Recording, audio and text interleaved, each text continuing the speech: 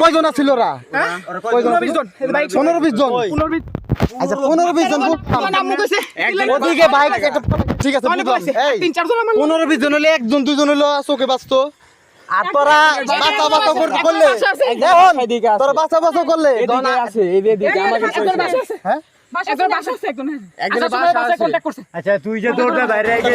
আসলে ওরা অনেক আতঙ্কে ছিল।